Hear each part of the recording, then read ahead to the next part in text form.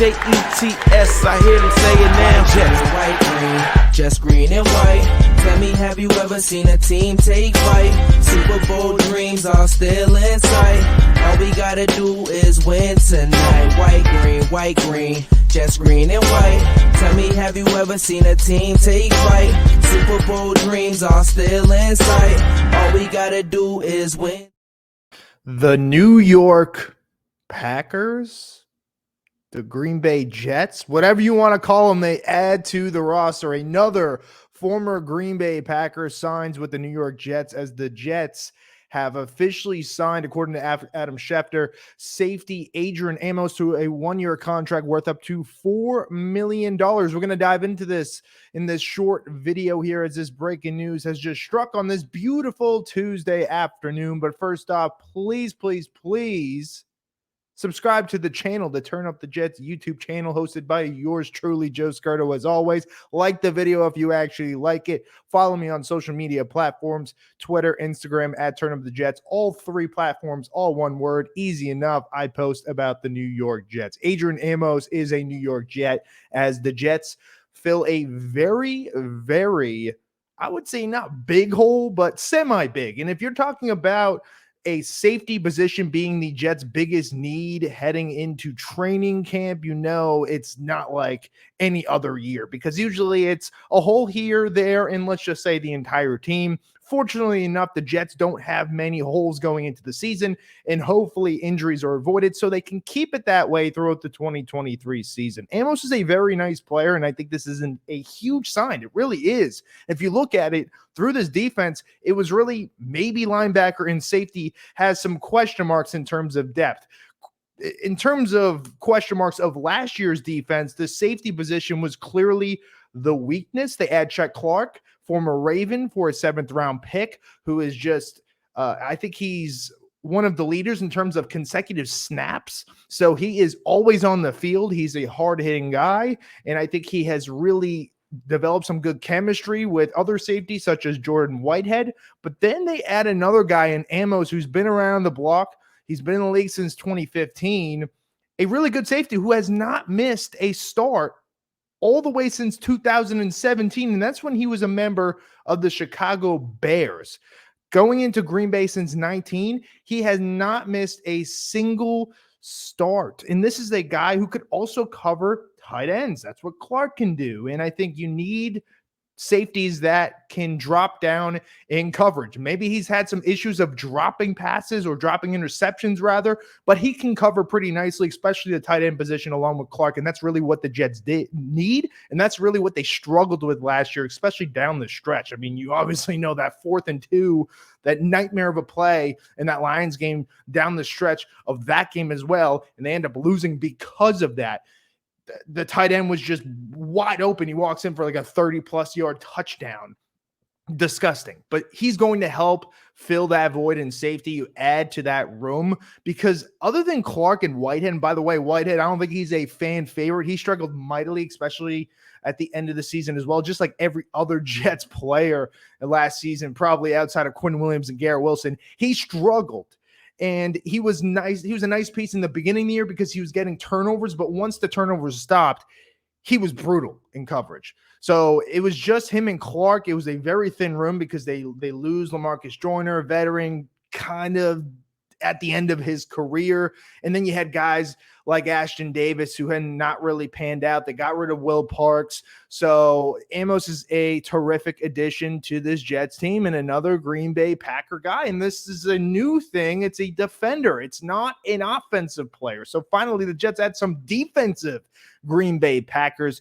And it doesn't surprise me that Amos is the guy the Jets decide to sign because of the weakness of this room, particularly in the safety room, and just the chemistry that he probably obviously has with these Packers players despite being on the defensive side. So it's a match made in heaven. It's a low-risk, high-reward deal, 1 year, $4 million. He's very durable, and that's what the Jets need. Their safety room last year was all banged up. You can never keep LaMarcus Joyner on the field. The last 2 years, he was battling injuries. This unit has gotten a lot stronger now when you add Clark and Amos, and maybe Whitehead can take the backseat a little bit. You don't have to be as much dependent on him as you were last year, this year, and I think that is huge. Very huge for a Jets defense that is already expected to be as good or if not better than they were last year. In particular, they were a 4th-ranked defense last season. So pretty damn good. And another topic I wanted to add on here, and I forgot to pull this thing up, was just breaking news as well. The Buffalo Bills have a little drama going on, and Stefon Diggs doesn't seem happy. So I just wanted to really just discuss this quickly. I don't think anything's going to come out of it. I don't think Diggs is going to be traded, but it's just a storyline that the Bills probably don't want having going on to their mandatory minicamp. By the way, the Jets do not have a mandatory minicamp. They have to start training camp a week early because of that Hall of Fame game that is, for players, probably just sucks. But for fans, I guess it's cool, celebrate those players, and it's cool that the Jets got that game, but I don't think any starters are going to, play. But they don't have mandatory minicamp. All the other 31 teams, or I don't know if the Browns decided to do it as well as the Jets, but I don't know. Most every other team has mandatory minicamps. Stefon Diggs, one of the best players, not in just the Bills room, but also in the entire league, is not present. So in Coach McDermott, John McDermott, who has been a great coach since coming over there, and I believe in 2016, has really turned that franchise around, making him very relevant, one of the contenders the last couple of years. So he's very concerned about his star wide receiver. He's not there. Apparently, he went and got his physical taken last night.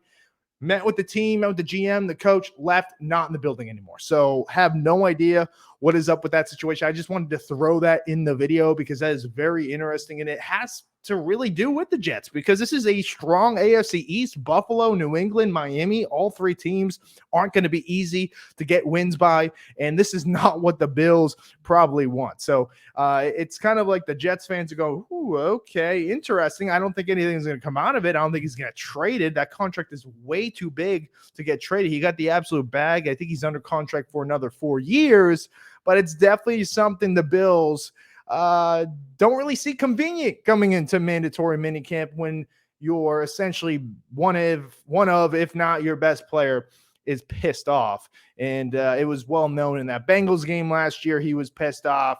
He threw a tantrum. He left despite being the captain. He kind of just walked out on the team after the game. Some teammates, that rubbed the wrong way, as it should if that's supposed to be your leader. But again, this is something to watch, and I really don't like this right now. This looks really bad. There we go, kind of. The backdrop today is not it. But anyway, the Jets got Adrian Amos. I want to spew a little about the Stefon Diggs situation. Again, I don't think it's anything crazy. I don't think it's going to affect anything, especially when the Jets play them week 1 on Monday Night Football. But it's definitely a story to watch. It's interesting. It's drama with Buffalo probably doesn't want. But Adrian Amos, again, New York Jet, a 1-year deal worth up to $4 million. They fill a huge void in a kind of a weakish safety room. It gets stronger, and it's going to help a whole lot more to have Amos along with those other guys in the secondary named, I think, Sauce Gardner and DJ Reed and Michael Carter II. Their secondary is going to be just fine. I think Clark and Amos are going to make a big difference in that room. Joe Douglas is not done making moves. Who knows? Could it be Dalvin Cook next? We just heard he wants at least $10 million. At least.